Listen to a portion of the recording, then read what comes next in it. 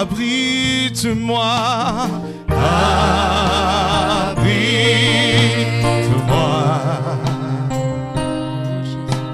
Sous tes ailes, couvre-moi, couvre-moi.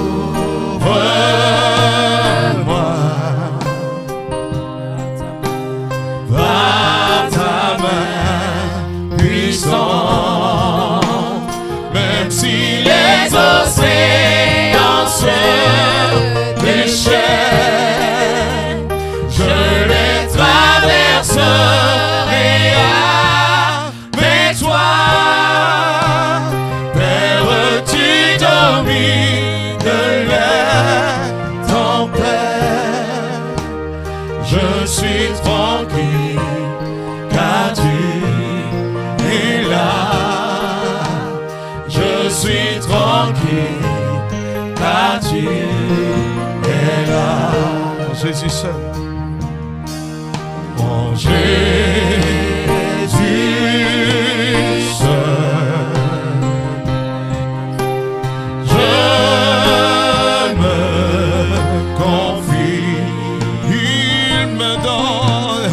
Il me donne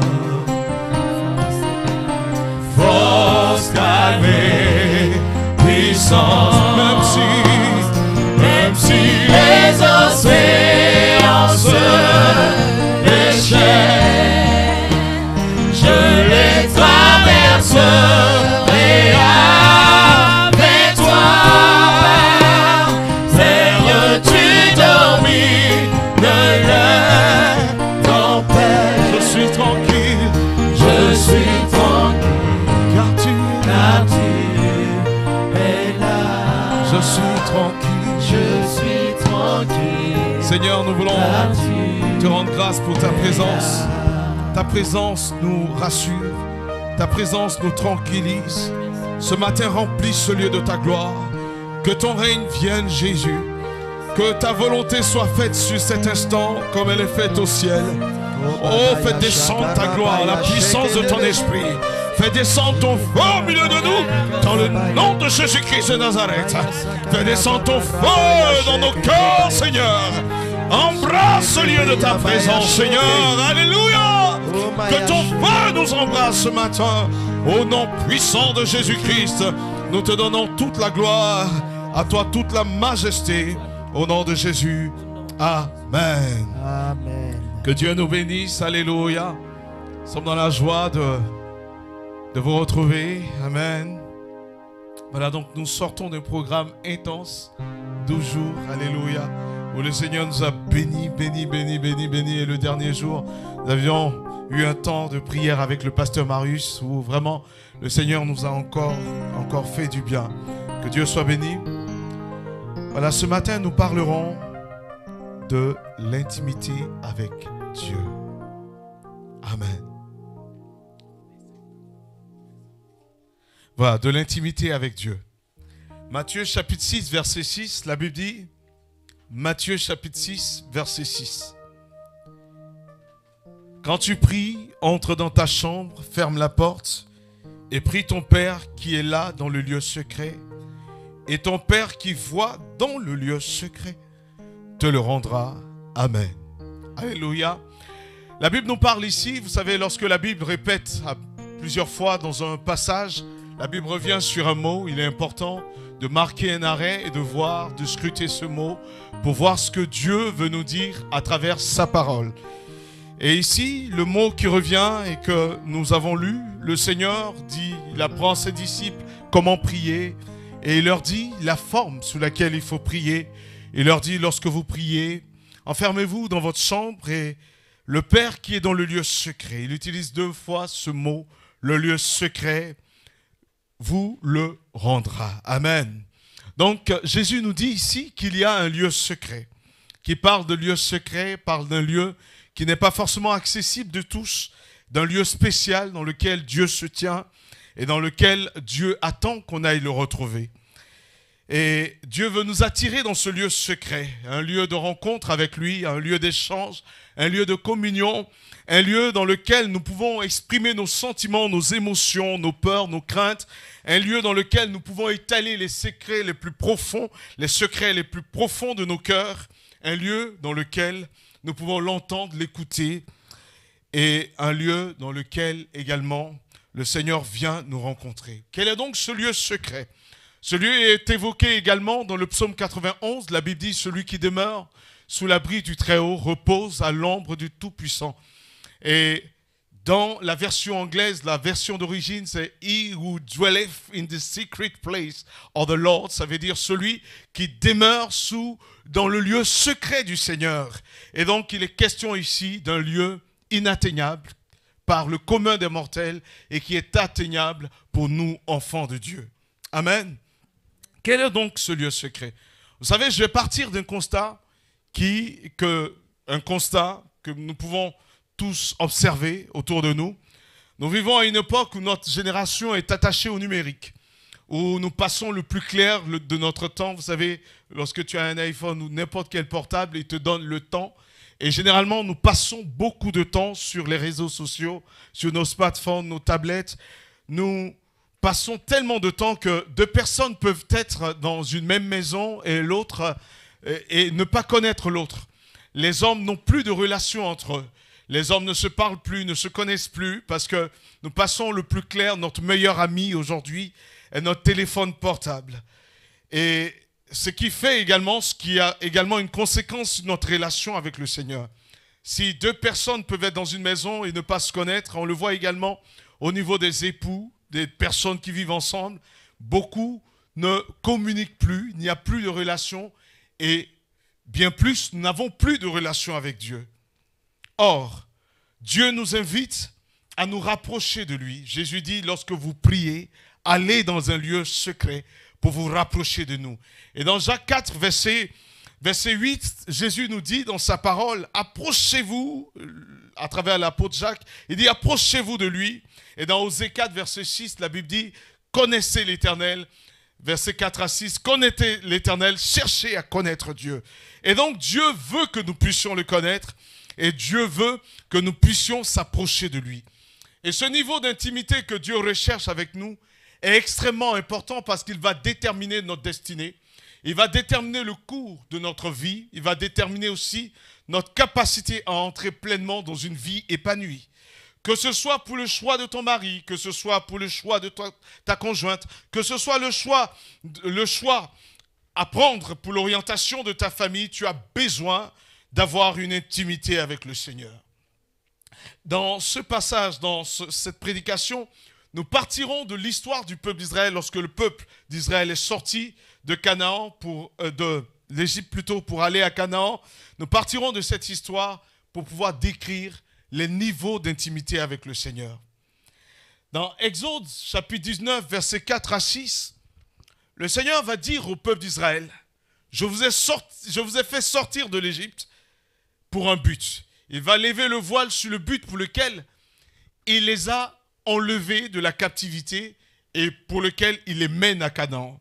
Et il dira entre autres, je vous ai fait sortir afin de vous emmener à moi. De 1. Et vous serez pour moi un royaume de sacrificateurs, une nation sainte. Amen. Donc 2 buts. Pour les attirer à lui. Dieu a toujours voulu attirer l'homme à lui.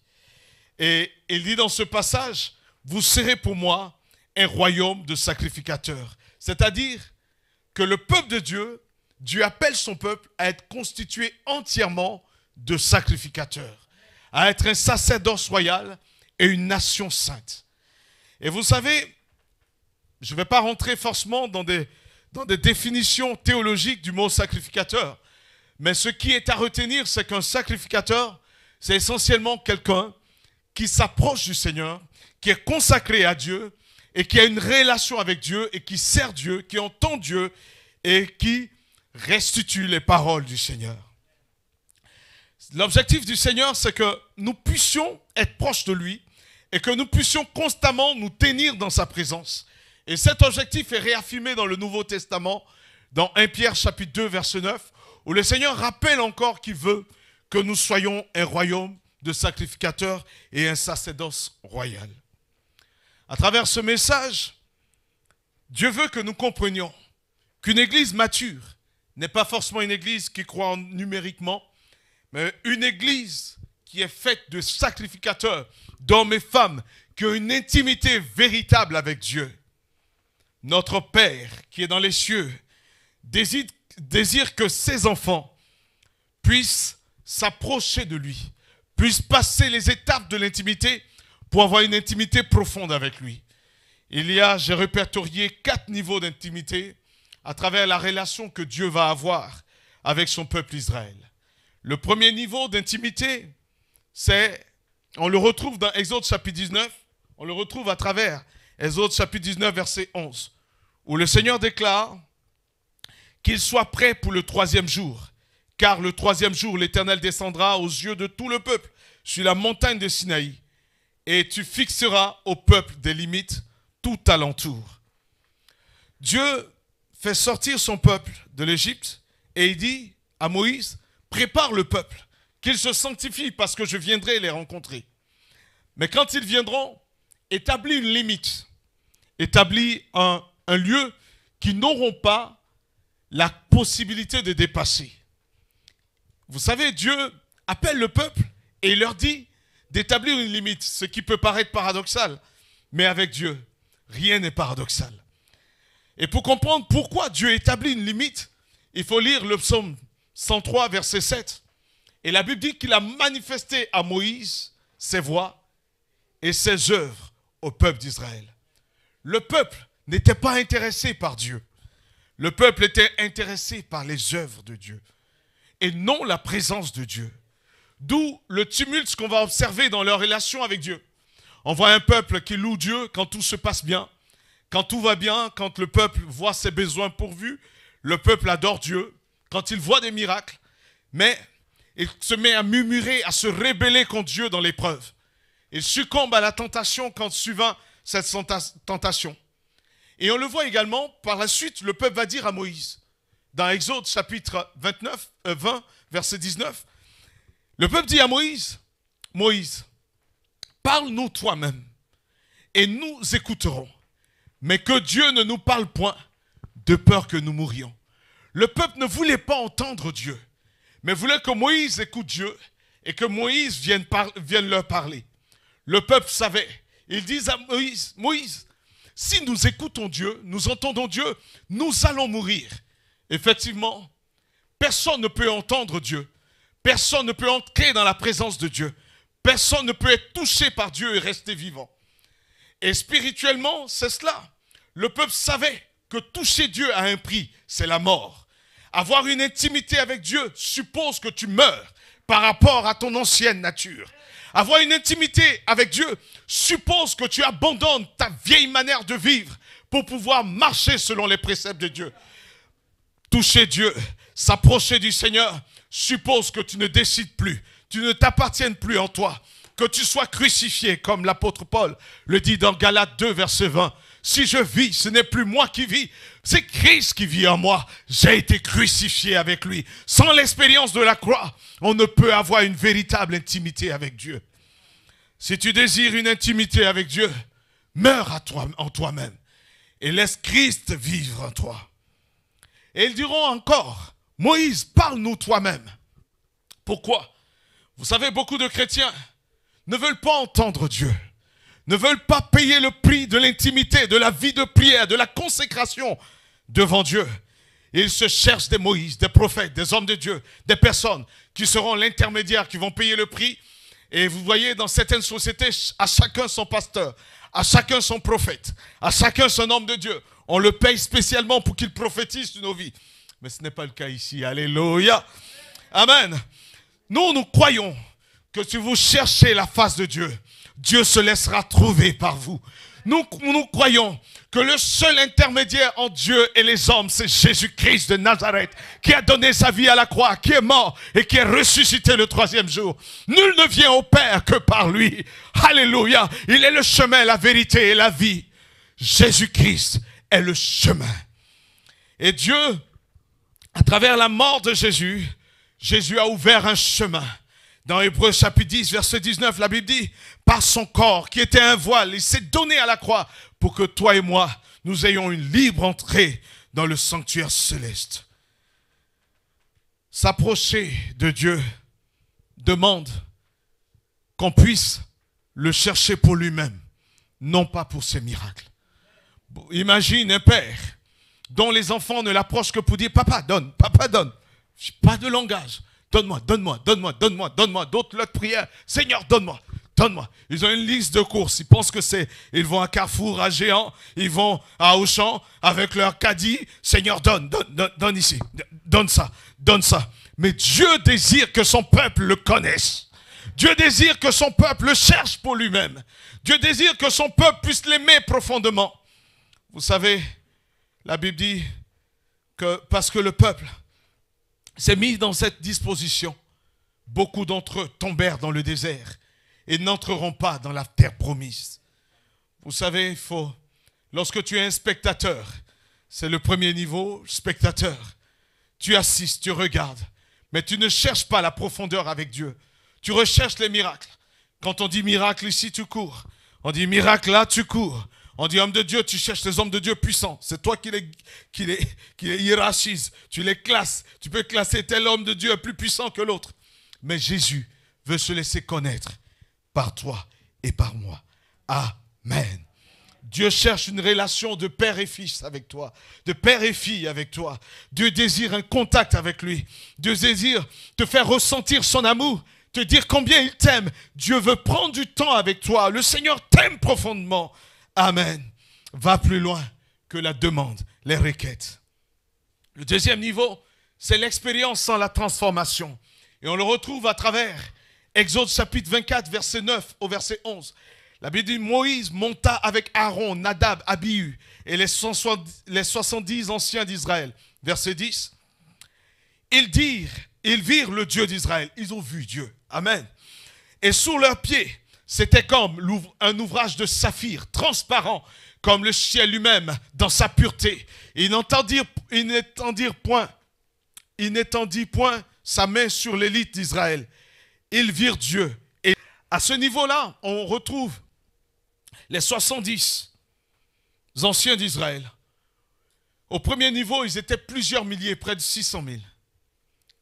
Au deuxième niveau, il n'y a que 70 personnes.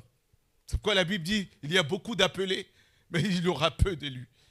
Déjà parmi les 70, la Bible nous dit 70 personnes, et il y a Moïse, Aaron, il y a Josué, il y a Nadab, il y a Abihu. Donc à peu près 75 personnes. Et les 75 personnes vont vivre une expérience. La Bible dit, ils passent la barrière. Ils vivent une expérience glorieuse. La Bible dit que pendant qu'ils sont là, ils vont voir quelque chose d'extrêmement merveilleux. Ils voient le sol sous leurs pieds se transformer en ouvrage de saphir, transparent.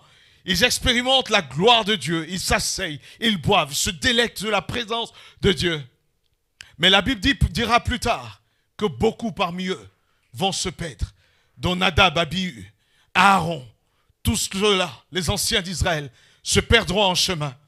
Mais quelle est la raison? Et pour comprendre pourquoi ils se perdent en chemin, il faut retourner dans le Nouveau Testament. Aller dans le Nouveau Testament, dans Jean chapitre 12. Jean chapitre 12, la Bible dit 6 jours avant la Pâque, Jésus se rend à nouveau à Béthanie. Au chapitre 11, Jésus était allé à Béthanie pour guérir Lazare. Lazare, son ami qui était malade et qui est mort par la suite 4 jours après. Il était en putréfaction, mais Jésus va venir devant le tombeau, dit Lazare sort du tombeau. Lazare est sorti du tombeau. Il est sorti et là Jésus revient à Béthanie pour communier avec eux. Et dans Jean chapitre 12, verset 1, il est dit que 6 jours après la Pâque, Jésus arrive à nouveau à Béthanie où était Lazare qu'il avait ressuscité des morts. Au verset 2, là, il lui fit un souper. Marthe, d'habitude, servait, comme d'habitude. Lazare était l'un de ceux qui se trouvaient à table. Dis avec moi, l'un de ceux qui se trouvaient à table. L'un de ceux qui se trouvaient à table. Et à côté, il y avait Marie qui prit une livre d'un parfum nard pur de grand prix. Et la Bible dit, elle oignit plutôt le pied de Jésus et elle lui essuya les pieds avec ses cheveux. Et la maison fut remplie d'une odeur. Vous savez, là, on se retrouve quelque temps après la résurrection de Lazare. Là, on s'attendait à ce que Lazare puisse glorifier Dieu. C'est lui le ressuscité. C'est lui le miraculé. C'est lui. Mais il était simplement l'une des personnes assises à la table. Vous savez, on peut vivre le miracle, mais ne pas comprendre l'intimité avec Dieu. On peut expérimenter des choses glorieuses, mais ne pas comprendre la profondeur de l'adoration. Mais la Bible déclare que Marie avait l'habitude de se mettre aux pieds du Seigneur. Elle aimait l'intimité. C'était une femme qui était profonde dans sa marche avec le Seigneur. Elle était une intime de Dieu. Elle connaissait le lieu secret. Et elle se tenait aux pieds de Jésus. Et dans Luc chapitre 10, la Bible nous dit que lorsque Jésus allait chez elle, Marthe servait. Et elle était assise aux pieds du Seigneur. Et lorsqu'elle va voir Jésus venir, elle qui n'avait pourtant pas expérimenté le miracle qu'avait connu Lazare, elle avait compris la profondeur de l'adoration et elle va poser un acte prophétique. Elle va prendre un parfum de grand prix qu'elle va déverser sur le pied de Jésus et nettoyer le pied de Jésus avec ses cheveux. Et la Bible nous dit que Jésus va dire qu'elle pose un acte prophétique et elle est en train de me moindre pour le jour de ma mort. Parce qu'elle entre dans une révélation profonde de Dieu. Elle est entrée dans l'adoration. Elle est entrée dans le service, dans l'adoration, dans l'amour. Elle va démontrer son amour profond pour le Seigneur. Amen. La Bible dit Jésus va enseigner, quand il enseigne ses disciples, il leur dit, vous m'appelez Seigneur et Maître, mais je vous lave les pieds. Elle avait compris la profondeur de l'abnégation, la profondeur de la relation, de l'intimité avec Dieu. Elle va répandre un parfum qui est le symbole de l'adoration. Elle va entrer dans la révélation de Dieu parce qu'elle est allée au-delà de l'œuvre. Mais on ne parlera plus de Lazare. Marie entrera dans l'histoire pour ce qu'elle a vécu. Vous savez, ne pas nous laisser, on peut vivre l'expérience, c'est le cas des 70 anciens et de Nadab, Abihu et Aaron lui-même.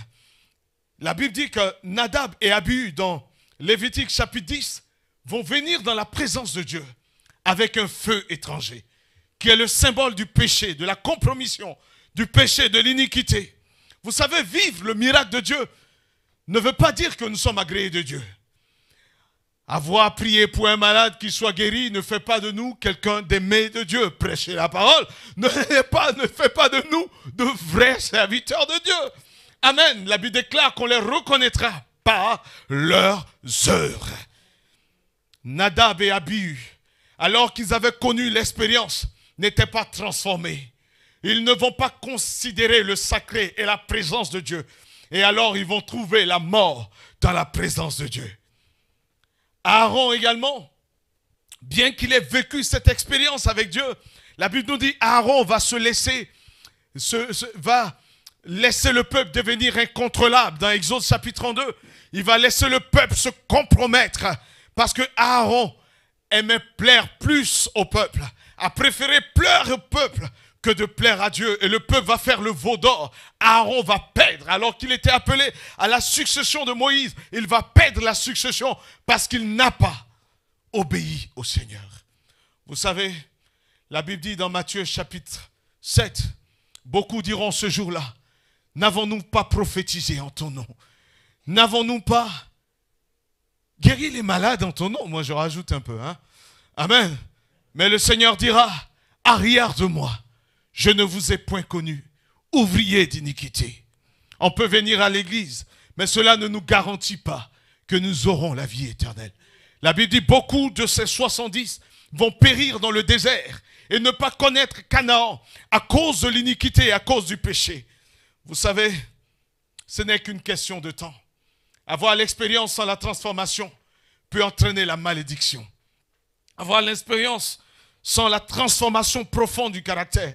Vous savez, les dons spirituels viennent de Dieu. Mais ce qui est de notre part, c'est notre caractère. C'est notre vraie nature. C'est le fait de laisser Dieu nous transformer, nous façonner à son image. Tel il est, tel il désire que nous soyons. La Bible dit, soyez parfaits comme votre Père Céleste est parfait. Cherchons Dieu et cherchons surtout à être ses imitateurs. Dans Romains chapitre 12, verset 2, la Bible dit, ne vous conformez pas au siècle présent, mais soyez au contraire transformés par le renouvellement de l'intelligence, afin que vous discerniez quelle est la volonté de Dieu et quelle est ce qui est bon, ce qui est agréable et ce qui est parfait devant Dieu. Nous devons nous laisser transformer. L'apôtre Paul a connu cette transformation et dira dans Actes chapitre 20, je ne fais aucun cas de ma propre vie comme si elle avait de la valeur à mes yeux. Je préfère en faire une semence pour les buts de Dieu. Est-ce que tu peux le dire ce matin? Je suis une semence pour Dieu. Alléluia. Troisième niveau, c'est la passion la passion de Dieu et de sa présence. Et à ce niveau, on retrouve deux personnes. Dis avec moi, deux personnes. Nous sommes partis de 600 000, 70 et deux personnes. Et là, on retrouve Josué, on retrouve Moïse. Dans Exode chapitre 20, verset 13 à 14, Moïse se leva avec Josué qui le servait. Et Moïse monta à la montagne de Dieu. Il dit aux anciens, attendez ici jusqu'à ce que je revienne vers vous. Moïse entra au milieu de la nuée. Il monta sur la montagne. Moïse demeura sur la montagne 40 jours et 40 nuits.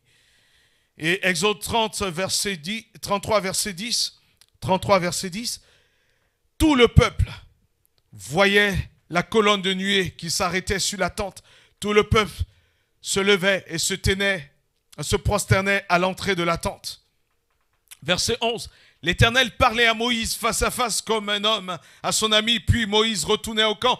Mais son jeune serviteur, Josué, fils de Nun, ne sortait pas du milieu de la tente. À chaque fois que Moïse allait à la tente, à chaque fois que Moïse entrait dans la tente d'assignation, le peuple voyait la nuée qui était là-dessus, marquant la présence de Dieu. Les hommes et les femmes restaient à l'écart, mais Moïse entrait avec Josué. Et la Bible dit Moïse en sortait, mais Josué était capturé par la présence de Dieu. Oh, à ce stade, tu ne comptes plus le temps dans la prière. À ce stade, tu es touché par le Seigneur, tu es blotti et tu es passionné, touché, émerveillé par la présence de Dieu. Tu es comme captivé par cette présence-là, parce que tu es passionné par Dieu et par sa présence. Et parce que Josué avait cette intimité avec Dieu, dans Nombres chapitre 27, verset 18, Dieu parlera à Moïse en disant, Moïse, prends Josué, fils de Nun, homme en qui réside l'Esprit. Homme en qui réside l'Esprit. Dans l'Ancien Testament, il était rare que la Bible parle d'un homme en qui réside l'Esprit. L'Esprit venait, il utilisait les hommes et il se levait. Il les utilisait pour un but. Mais la Bible dit que l'Esprit de Dieu résidait, dwelling. In English, c'est dwelling. L'Esprit de Dieu demeurait en Josué. En Josué. Et Dieu dit à Moïse, tu le prendras devant le peuple. Et voici, tu prendras de la dignité qui est sur toi et tu la mettras sur lui. Tu le rendras participant de ta propre dignité. Et Josué va remplacer Moïse. La Bible dit, regarde ce qui caractérisait Josué. La Bible déclare que Josué était serviteur de Moïse. Regardez l'obéissance de cet homme. Il était humble. Il servait Moïse. Et pourquoi? Pas pour Moïse seulement. Mais il servait Moïse pour Dieu. Pour atteindre Dieu. Parce que son but c'était Dieu. Sa passion c'était Dieu. Alléluia. Et on le voit lorsque Moïse dans Exode chapitre 17 dit à Josué, Josué, prends des hommes, va combattre contre Amalek. Moi, je resterai sur la montagne. Il aurait pu dire à Moïse, Moïse, moi aussi je vais être sur la montagne. Pourquoi tu m'envoies en guerre et toi tu restes sur la montagne? Mais obéissant, il va aller en guerre. Parce que Moïse lui a dit, c'était un homme transformé, imprégné de la présence de Dieu. Très rapidement, je vais avancer. Et dans Hébreux chapitre 10, verset 19, la Bible dit, puisque nous avons au moyen du sang de Jésus une libre entrée dans le sanctuaire céleste par la route nouvelle et vivante qu'il a inaugurée pour nous au travers du voile, c'est-à-dire sa chair, puisque nous avons un souverain sacrificateur établi dans la maison de Dieu, entrons dans cette présence, purifiés, ayant la conscience purifiée, sanctifiée, pure. Pour entrer dans ce niveau, ta conscience doit être purifiée. Tu dois marcher dans la sanctification. La Bible déclare, or sans la sanctification, nul ne peut voir la gloire de Dieu. Tu ne peux vivre dans le péché, dans toutes sortes de péchés, et t'attendre à Dieu. Sors du péché. La Bible dit, vous connaîtrez la vérité vous affranchira. Si le Fils vous affranchit, vous serez réellement libre. Et le dernier niveau, très rapidement, c'est l'intimité maximale. Et là, on retrouve une seule personne, Moïse. Moïse. Exode chapitre 24, verset 13. La Bible dit Moïse se levait. Verset 13 à 14. Moïse entrait dans la présence de Dieu. Et la Bible dit que Moïse est monté à la montagne de Dieu. Et il va demeurer dans la présence de Dieu. Vous savez, le Seigneur dit dans Jean chapitre 15, si vous ne demeurez en moi, vous ne pouvez porter le fruit. Je suis le cep, vous êtes le sarment. Tout sarment qui demeure en moi portera des fruits. Moïse demeurait dans la présence de Dieu. 40 jours, 40 nuits, sans manger, sans boire. À ce stade, les éléments de la nature n'ont plus d'effet sur toi. 40 jours, 40 nuits, sans manger, sans boire. Moïse était rayonnant de la gloire de Dieu. Moïse était environné de la gloire, imprégné de la présence de Dieu. 40 jours, 40 nuits. Les éléments, la nature, son corps, n'avaient plus d'impact sur lui. Et la Bible dit que Dieu parlait à Moïse face à face, comme un homme parle à son ami. Dans Jean chapitre 15, je crois que c'est au verset 15, où la Bible dit, je ne vous appellerai plus mes serviteurs. Les disciples ont passé le stade de serviteurs et dit à présent, je vous appellerai mes amis. Mes amis. C'est le stade de l'amitié avec Dieu. C'est le stade où Dieu dit mon ami. Et à ce stade, parce que tu es ami de Dieu, vous savez, avec mon ami, Joachim, on s'appelle pour se donner des conseils. On se demande conseil l'un à l'autre. Tu entres dans le conseil de Dieu. Et dans Jérémie chapitre 23, verset 22, Dieu dit aux faux conducteurs, faux prophètes, faux pasteurs, faux bergers, il leur dira, si vous étiez entrés dans mon conseil, je vous aurais fait entendre mes paroles pour que vous puissiez les traduire au peuple. Il dit, j'ai un conseil. Laisse-moi te dire que Dieu a un conseil. Quand Dieu veut parler sur un territoire, il cherche un homme, une femme, à qui il parle. Dieu a un conseil. Dis à quelqu'un, Dieu a un conseil. Et tout naturellement, Dieu va appeler Moïse. Il dira, Moïse, Moïse. Exode 32, verset 11. Moïse. Exode 32. Et il dira à Moïse, le peuple s'est compromis. Le peuple a fait le veau d'or. Quand tu as cette intimité avec Dieu, Dieu te parle des peuples. Il te parle de la nation. Il te parle de l'avenir. Il te parle de ta famille. Il te parle de ton église. Il te parle de tes frères, de tes sœurs, de ton époux. Dieu te parle des peuples, des nations. Il te parle de la fin des temps. La Bible dit, Jean sur l'île de Patmos a été enlevé en esprit.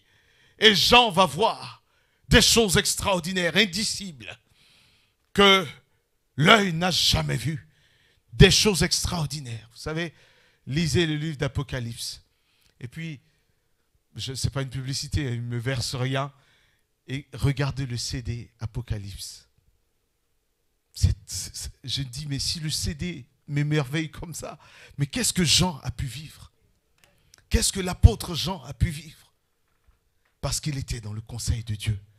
Dieu va lui annoncer les événements à venir. Moïse, dans le conseil de Dieu, dira à Dieu, il dira, Seigneur, il dit, Moïse implora l'Éternel, parce que le peuple avait péché. Et il dit, pourquoi, Éternel, ta colère s'enflamme-t-il contre le peuple? Et Moïse dira au Seigneur, pardonne leurs péchés, sinon, retire mon nom de ton livre. Moïse avait discerné que Dieu avait un livre ouvert devant lui. Ce livre dont on parlera dans le livre d'Apocalypse, la Bible parle du grand livre du Seigneur, dans lequel sera inscrit le nom de ceux qui sont sauvés. Et la Bible dit que ceux dont le nom ne fut pas trouvé dans ce livre fut jeté dans l'étang de feu, là où il y aura des grincements de dents et des pleurs. L'étang de feu qui était prévu, qui avait été préparé pour le diable et pour les démons. Moïse est entré dans une profondeur de relation avec Dieu. Il voyait d'avance les plans de Dieu pour la fin. Et voyez un peu comment Moïse va parler avec Dieu. Voyez un peu cet échange de Moïse avec Dieu. Dieu est en colère. Si tu fâches, je vais détruire le peuple. Je susciterai de toi une progéniture et je vais rétablir mes plans à travers toi. Moïse dit non. Si tu détruis ce peuple, retire mon nom de ton livre de vie. Le Seigneur dit non. Je t'aime trop, Moïse. Je ne peux me séparer de toi. À ce stade, si tu traverses des eaux, ils ne te submergeront point. Si tu passes par le feu, il ne te consumera pas. Parce que ton Dieu est avec toi. Oh, c'est ce stade qu'avait Daniel et ses amis. Dans la force au lion, Dieu ferme la bouche des lions. Et le quatrième homme, alléluia, dont le visage est semblable à celui d'un... Oh, il est avec toi et il marche à tes côtés. Moïse va dire au Seigneur, alors qu'il est en colère, apaise ta colère. Dieu apaise sa colère, mais Moïse veut aller encore plus loin. Moïse dit maintenant, verset 13, Exode 33, si j'ai trouvé grâce à tes yeux, fais-moi connaître tes voies. Moïse était intéressé par soi. Il dit oui, alors je te connaîtrai et je trouverai encore grâce à tes yeux. La grâce réside dans le discernement des voies de Dieu et dans la connaissance de Dieu. Amen. Dans Jean chapitre 17, le Seigneur dit, je prie. Il dit la vie éternelle, c'est qu'ils te connaissent, toi, le vrai Dieu, et celui que tu as envoyé, Jésus-Christ de Nazareth. La connaissance de Dieu. Moïse dit, je veux te connaître davantage. Mais Moïse, tu n'exagères pas là. Tu as passé 40 jours, 40 nuits, et tu es encore assoiffé de la présence de Dieu. Non, quand tu atteins ce stade, tu as soif de la présence de Dieu. Plus de proximité, plus d'intimité. La Bible dit, Moïse va s'incliner. Exode 34. Lorsqu'il dira à Dieu, fais-moi voir ta gloire. Le Seigneur lui dit, je te montrerai ma gloire. Et l'Éternel va passer devant lui. Et l'Éternel va lever le voile sur son plan infiniment varié. Son plan grand, son plan pour la fin. Il dit, je lève le voile. Je me suis montré à Abraham comme Yahweh Jireh. Je me suis montré à Jacob. Je me suis montré à Isaac. Je me suis montré à tout cela. Mais à toi, je vais dévoiler un pan de ma personnalité que je n'ai montré à personne. Moïse, regarde, je suis le Dieu de miséricorde. Le Dieu miséricordieux et compatissant, lent à la colère, riche en bonté. À la fin des temps, je me montrerai au peuple comme le Dieu qui pardonne les iniquités. Et dans Matthieu chapitre 1, verset 21, la Bible dit Jésus-Christ apparut pour ôter le péché du peuple. Et Dieu, à travers Jésus, nous a pardonné nos iniquités. Enfin, Moïse va dire, Seigneur, je vais entrer en alliance avec toi. Je veux m'allier avec toi. Et il dit, ouais, Moïse veut encore plus. Alléluia. Et Moïse, nous veut un peu savoir. Parler comme les... Ah, mais Moïse, tu veux aller plus loin. Moïse veut encore plus. Il dit, Seigneur, je veux entrer en alliance avec toi. Vous savez, beaucoup d'hommes parlent d'alliance. Vous savez, le mot alliance, ça fait fun. Ça fait genre, alléluia, alliance, joint venture. alliance, toute sa fusion. Mais ce n'est pas ça, l'alliance. L'alliance est beaucoup plus profonde. L'alliance intervient lorsqu'on a cette intimité profonde avec Dieu. À ce stade, Dieu entre en alliance avec toi. Dieu dit, j'établis une alliance. Et Dieu dit à Moïse, j'entre en alliance avec toi. Écoutez l'alliance de Dieu. Écoutez cette alliance. Exode 34, verset 10. Et dit, voici, je traite une alliance. Je ferai en présence de tout le peuple des prodiges qui n'ont eu lieu dans aucun pays, chez aucune nation. Tout le peuple qui t'environne verra. C'est-à-dire, en fait, Dieu te choisit. Il convainc, il fait des miracles et des prodiges, des choses extraordinaires avec Moïse. Et il dit à Moïse, tout le peuple qui t'environne verra l'œuvre de l'Éternel. Et c'est par toi que j'accomplirai des choses terribles. Enfin, le dernier niveau auquel Dieu va emmener Moïse, après l'alliance, c'est la transformation totale. Dis avec moi, transformation totale. Transformation totale. Exode 34, verset 35, les enfants d'Israël regardaient le visage de Moïse. Exode 34, 35, et voyaient que la peau de son visage rayonnait. Et Moïse revêtait le voile, son visage, jusqu'à ce qu'il entrât pour parler avec l'Éternel. La Bible dit, le visage, sa peau, réjaillissait. La gloire de Dieu. Je crois que cette génération, nous allons vivre des choses extraordinaires. Dans cette église, nous allons vivre quelque chose d'extraordinaire. Et je le crois au nom de Jésus-Christ. Moïse est complètement transformé. Vous savez, on aime bien citer ce verset. Si je vis, ce n'est plus moi qui vis. Pourtant, tu es vivant. Pourtant, tu vis à la colère. Tu vis au mensonge, à la compromission. Mais Moïse était complètement le reflet de la gloire de Dieu. Et c'est à ce stade que Dieu veut que nous arrivions. Charles Finet, un homme de Dieu, quand il arrivait quelque part, il entrait dans une entreprise. Les gens couraient, se repentaient. Ils pleuraient. Et vous savez, une fois, un pasteur que nous connaissons très bien est arrivé, un homme de Dieu, un apôtre, est arrivé des États-Unis pour nous voir. Un homme oint, rempli de l'Esprit de Dieu. Il était assis chez nous. Et il était assis à table. Arrivé un moment, il ne parlait pas. Et puis, la porte a sonné. Et Mehdi va ouvrir. Pendant qu'il était assis là, une voisine a été visitée depuis le 4e étage par l'onction de Dieu. Elle est venue se repentir. Les voisins ont commencé à être transformés. Ils n'avaient rien à dire, ils étaient juste assis. Il y a des niveaux d'intimité, mes frères, mes sœurs, qui existent avec Dieu. Aie soif de Dieu. Aie soif de Dieu. Cherchez premièrement le royaume des cieux et la justice de Dieu. Et toutes choses vous seront données par-dessus. Amen. Amen. Je vais inviter le frère Éric. Et pendant ce temps, si tu t'es éloigné du Seigneur, tu vas demander pardon au Seigneur. Tu vas dire, pardonne-moi, Seigneur. J'ai péché contre toi seul.